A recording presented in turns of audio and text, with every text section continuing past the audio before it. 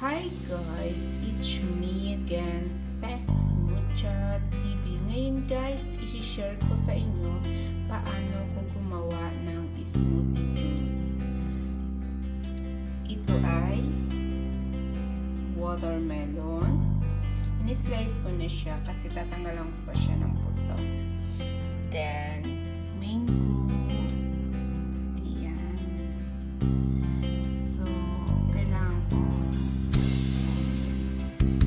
Lagay ko sa platter. So, tara, samahan nyo ako paano ko siya gawin. Tara, simulan na natin ang gawa ng smoothie juice.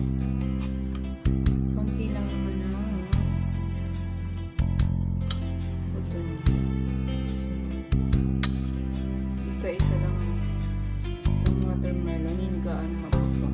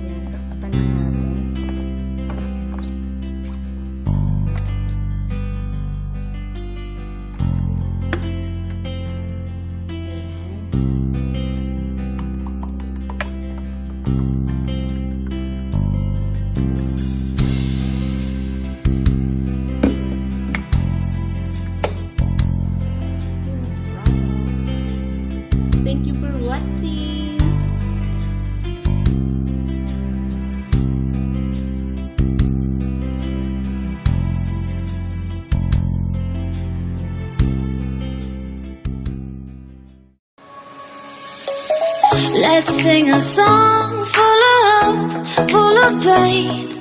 Why don't you sing along, my friend? For it's our last refrain. Forever young, ever strong, ever brave. Memories like this never end. No, they